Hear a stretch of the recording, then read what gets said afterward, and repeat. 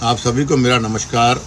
सबसे पहले मैं हृदय की गहराइयों से आभार व्यक्त करता हूं उन सभी बड़े नेताओं का, समाज के सम्मानित व्यक्तियों का और लाखों समर्थकों का और चौधरी भजन लाल जी के करोड़ों अनुयायियों का, जिन्होंने मेरे पिताजी स्वर्गीय युग पुरुष चौधरी भजन लाल जी के सम्मान में, उनके संघर्ष और योगदान के समर्थन में खुलकर अपनी आवाज़ को उठाया और यह सिद्ध कर दिया कि सच्चाई कभी अकेली नहीं होती। आपका यही साथ, आपका ये शब्द मात्र मेरे लिए बहुत छोटे शब्द नहीं है। यह विश्वास है, यह शक्ति है और यह वह आधार है जिस पर हम आज तक अड़े हैं। साथियों,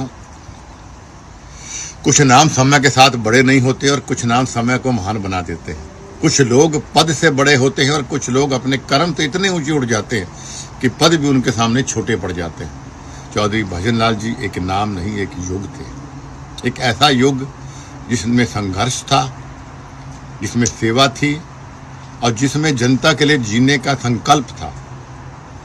उन्होंने राजनीति नहीं की, उन्होंने जन सेवा की।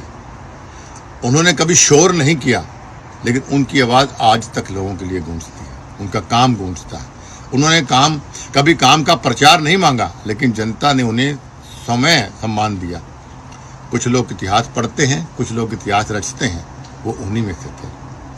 उन पर प्रश्न नहीं उठते, ऐसे महान नेताओं से उदाहरण दिए जाते हैं।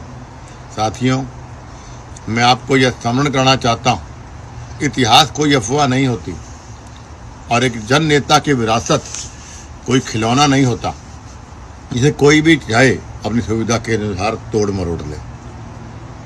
मेरे पिताजी ने अपना संपूर्ण जीवन जनता की सेवा में समर्पित किया। उनका हर कदम दर्ज है, उनका हर निर्णय जनता के हृदयों के अंदर विराजमान है। कहते हैं कि सूरज पर धूल फेंकने सूरज कभी रोशनी कम नहीं करता, बल्कि धूल फेंकने वाले की आंखें अंधी हो जाती हैं। और आज उस महान नाम पर प्रश्न चिन्ह खड़ा करने का प्रयास हो रहा है। मैं स्पष्ट और निर्भीक होकर कहना चाहता हूँ कि रेखा जी, आपका वक्तव्य मात्र एक भूल नहीं, यह आपकी सोच की दुर्बलता का परिचारक है। इतिहास गवाह है कि आपने केवल शब्द नहीं बोले, अपनी वैचारिक दरिद्रता और अपरिपक्वता का प्रदर्शन किया है। जिस नाम को मिटाने की आप कोशिश कर रही हैं, उस नाम ने प्रदेश की तकदीर और तस्वीर लिखी। आप जैसी नौसिखिया राजनीतिज्ञों को शायद यह नहीं पता कि इतिहास पढ़ना आसान है, लेकिन इतिहास रचने के लिए खून पसीना एक करना पड़ता है। चौधरी भजन लाल जी एक व्यक्ति नहीं, एक संस्था थे। उन्होंने सत्ता की कुर्सी नहीं, लेकिन लोगों के दिलों पर राज किया है। जब आप उन पर सवाल उठाती हैं तो आप केवल एक बेटे को नहीं, बल्कि उस हर गरीब, किसान और मजदूर को चुनौती देती हैं जिसकी आवाज़ मेरे पिताजी थे। इतिहास पर बोलना सरल है रेखा जी, किंतु इतिहास को समझना और उस पर जीना और उस पर रचने के लिए संघर्ष करना, इसके लिए जिगरा चाहिए, औकात चाहिए। इतिहास में सही कहा गया है कि औकात से ज़्यादा अगर किसी को मिल जाए तो बहुत कम लोग उसे पचा जाते हैं। ये रेखा का भी यही हाल है। कम से कम उस राज्यसभा के पद की गरिमा तो आप रख लेते हैं कि आपको राज्यसभा में थोप दिया गया। यही ऐसी नौसिखिया बात आज प्रदेश के अध्यक्ष ने करी। बड़े खुले शब्द में मैं उस पर निंदा करता हूँ, विरोध करता हूँ इस बात का। एक ऐसा व्यक्ति जिसकी खुद की चलो कोई औकात नहीं, लेकिन आप प्रदेश के अध्यक्ष के रूप में बैठे हो, इसलिए बीजेपी ने आपको चाहे थोपा या बनाया है। चौधरी भजन लाल जी सम्मानित व्यक्ति को के आगे जी या चौधरी लगाना उसे समझा नहीं आपने।